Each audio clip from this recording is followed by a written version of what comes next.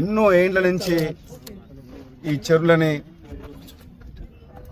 పట్టించుకోకపోవడం వల్ల దాని బండ్ కూడా వెడల్పు చేయకపోవడం వల్ల వాటర్ కూడా మనం సమ్మర్లో వచ్చేసరికి మొత్తం అడుగంటిపోతుంది, వాటర్ ఉండట్లేదు. అదేవిధంగా దాంట్లో సిల్టప్ అయిపోయింది. చాలా రకాలుగా చెట్లు కొన్ని దాని చుట్టూ పెడితే వాటర్ కూడా స్టోరేజ్ అవుతుంది, ఇక్కడ ఉన్న వాటర్ టేబుల్ కూడా పెరుగుతుంది గ్రౌండ్ వాటర్. కాబట్టి మనం ఎన్ని రోజులు కూడా ఎప్పుడైనా సరే ఇరిగేషన్ ప్రాజెక్టుల మీద, లిఫ్ట్ ఇరిగేషన్ స్కీమ్స్ మీద ఆధారపడడం కరెక్ట్ కాదు.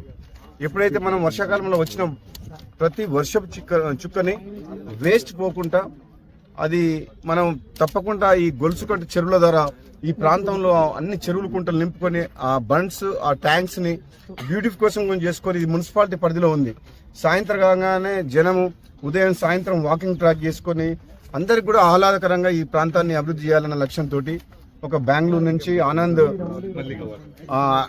మల్లిగాం అనే ఒక రండి ఇక్కడికి ఒక మంచి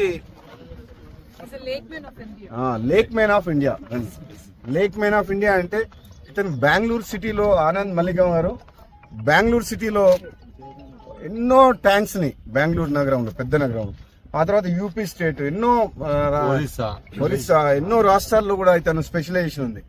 lake man of Bengaluru city అంటారు అతన్ని.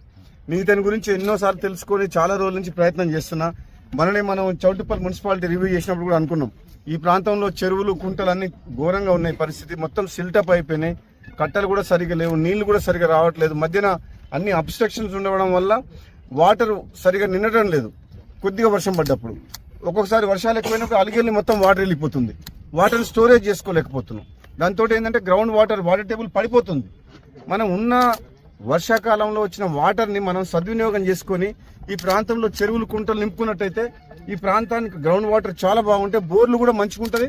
చౌటుప్పల్ మున్సిపాలిటీ పరిధిలో కానీ గ్రామాల్లో పరిధిలో కానీ ఇటు వ్యవసాయానికి కావచ్చు, తాగునీరు కావచ్చు, ఎటువంటి వాటర్ ప్రాబ్లం రాకుండా ఉంటుంది. కాబట్టి ఇప్పుడు దీన్ని అందులో భాగంగానే ఆనంద్ గారిని ఎంతో దూరం నుంచి పాపం బెంగళూరు నుంచి ఈరోజు టైం ఇచ్చిండ్రు. ప్రత్యేకంగా ఆయన పరిచయం చేసుకుని బెంగళూరు నుంచి పిలిపిస్తే నాకు కూడా వేరే ప్రోగ్రామ్స్ ఉండే, కానీ అయినా కానీ ఈరోజు అతను ఎంటబెట్టుకొని రావడం, మళ్ళీ మీరందరూ కూడా ఇక్కడ ఉన్న నాయకులు కూడా మున్సిపల్ చైర్మన్ కానీ మొత్తం ప్రజాప్రతినిధులు, కౌన్సిలర్లు, ఇక్కడ అందరు మీడియా సోదరులు కూడా ఇంత తక్కువ సమయంలోనే చాలా మంది వచ్చారు. ఇది ఒక మంచి కార్యక్రమం. దీన్ని మునుగోడు నియోజకవర్గం నుంచే స్టార్ట్ చేద్దామని చెప్పి మొదలుపెట్టినాం.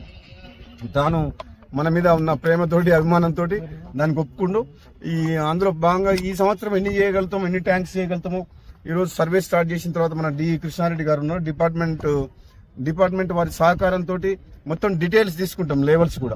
లెవెల్స్ తీసుకున్న తర్వాత దీన్ని ఒక్కొక్క ట్యాంక్ ని బ్యూటిఫికేషన్ చేయాలంటే ఎంత ఖర్చు అవుద్ది, ఎంత ఎస్టిమేషన్ తయారు చేసి ఎన్ని రోజులు పడుతుంది అని చెప్పి చూసి ఒక్కొక్క ట్యాంక్ ఒక సపరేట్ టీంని పెట్టి రాబోయే రోజుల్లో తప్పకుండా ఈ వర్షాకాలం లోపు ఏప్రిల్, మే, జూన్ 3 నెలలు టైం ఉంది. ఈ 3 నెలల్లో ఎన్ని చేయగలుగుతామో చూస్తాం. వచ్చే వర్షాకాలంలో మళ్ళా చాలా టైం ఉంటుంది కాబట్టి అప్పుడు కూడా దాదాపు 53 ట్యాంక్స్ ఉన్నాయి